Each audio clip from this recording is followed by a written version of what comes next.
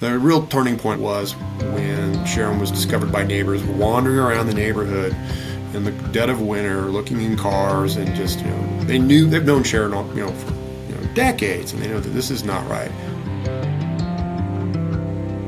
Mom had a situation where she was falling, and I mean, like within a 30-day period, we were having like 6, 7, 8 visits to the hospital.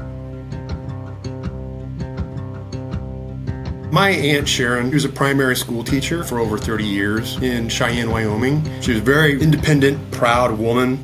I consider her a modern-day Calamity Jane.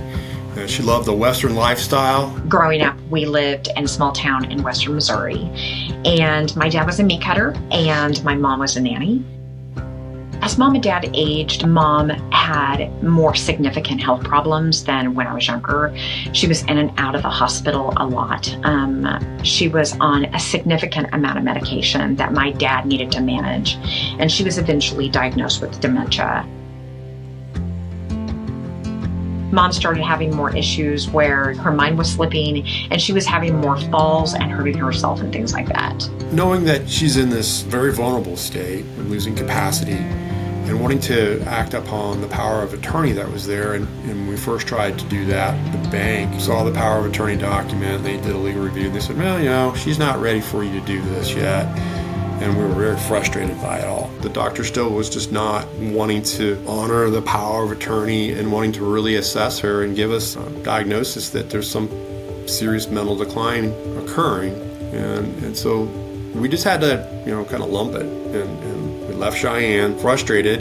And a few months went past, and another family member reached out to my dad with a serious concern. There was actually a wellness call from the Cheyenne Police Department because they found her wandering around outside during the wintertime. And at that point, then we used that information with the doctor. The doctor did certify her as having dementia. And my father was able to start acting on this power of attorney, so financial and health care. And it became clear that we needed to transition her to assisted living. So my wife and I had done some homework on what was available in Cheyenne, and once we had that authorization, we were able to quickly execute. It's important to note that as all of this was happening and I started seeing her deteriorate more and more, I made sure that we were prepared for the long term. And so I made sure that we had medical and financial power of attorney documents on file.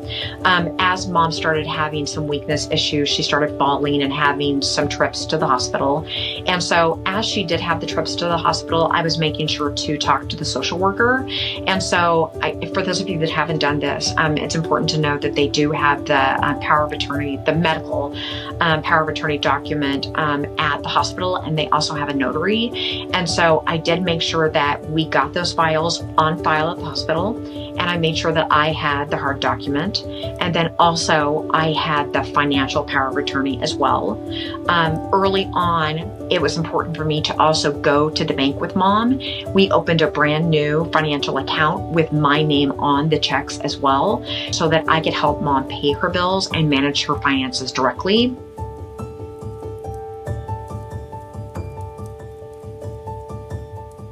I think the real takeaway I had from it was just the journey. It was very stressful on my father. I played, executive officer to him and doing all the mechanics of scanning documents and making certain they were emailed, helping him locate an attorney in Cheyenne, because once she made that transition to assisted living, we needed to change the relationship from power of attorney to a true guardianship and conservatorship. And so there was a real legal process there that anybody going through this journey may encounter, and you definitely want to make certain that you're aware of good legal support in those matters. I think the biggest thing that you need to do, and this is something that saves me every single day, is making sure that you have documentation and you have access to the financial account. And that was important because even though, the bills have dwindled down, I don't have the cable, I don't have the Wi-Fi, I don't have that, I still have vendors that I'm dealing with, like Medicare.